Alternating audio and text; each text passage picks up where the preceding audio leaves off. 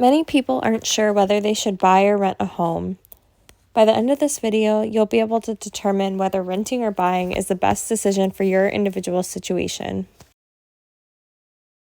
First, let's discuss personal factors. Buying a home definitely comes with some perks, like the ability to renovate and do whatever you want to your house, and the reassurance of knowing that you don't need to worry about your rent increasing or your landlord selling the property, but in some cases, it's better to rent. Do you plan on keeping this property for at least 3 to 5 years?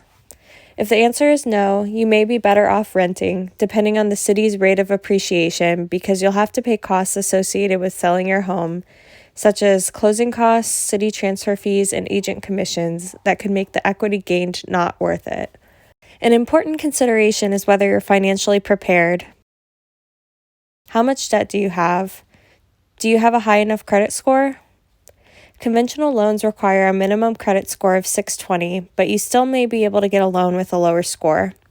It's also a good idea to have about 3 to 6 months worth of mortgage payments plus living expenses in an emergency fund. Another consideration is whether or not you have a down payment saved, unless you plan on using a 0% down loan program, such as a VA loan. It's a common misconception that you need to put down 20%, but that's just not true. Your down payment can be as low as 3%, but keep in mind you'll need to pay PMI, aka private mortgage insurance, if you put down less than 20%. Next, let's talk about your mortgage payment compared to your rent amount. A lot of people look at the cost of rent versus a mortgage payment and think, if I pay just a little more, I can buy a house. But there are more costs to owning a home than just the mortgage payment. In addition to the loan principal and interest payments, you also need to budget for property taxes, homeowners insurance, and routine maintenance, not to mention HOA fees and PMI if applicable. But it's not enough to compare the cost of rent versus a mortgage payment plus the expenses I just mentioned, because you also need to consider opportunity costs. Opportunity costs are defined as the potential benefits you miss out on when choosing one alternative over another. For example, if you buy a home and put $100,000 down, the opportunity cost would be the amount your money would have increased if you had instead invested that $100,000 elsewhere, such as the stock market. So some questions to ask yourself are, if you decided to rent rather than buy, would you invest your down payment elsewhere? Do you foresee this investment growing at a higher rate than the home's appreciation? To be clear though, an owner-occupied house shouldn't really be viewed as an investment. The reason being is that it's not producing income, and the only way to access the appreciation is to sell it. If you're still unsure whether to buy or rent, you can use this handy calculator on Zillow's website.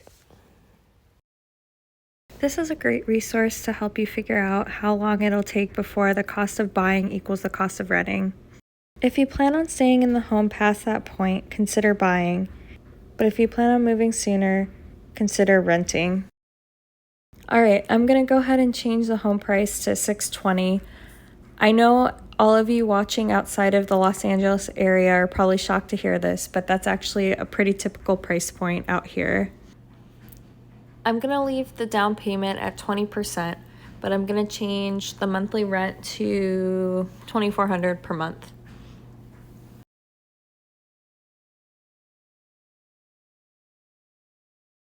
Here are the assumptions that they used, and you can change that if you want, but I'm going to leave those alone for now.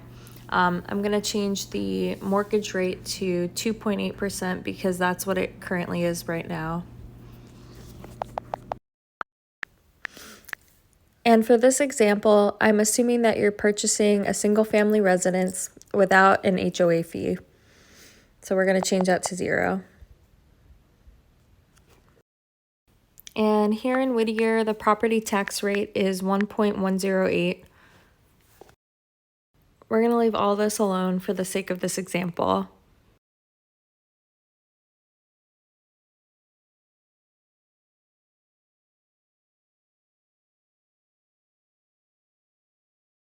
And down here it tells us that after 3 years and 2 months, buying will be cheaper than renting. I have this calculator linked in the description if you'd like to try it out for yourself. They provide a lot of detail if you want a deep dive.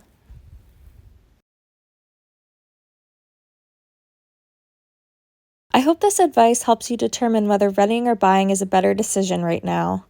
If you have any questions, please comment below and I'll do my best to get back to you. Thanks for watching. Catch you next time.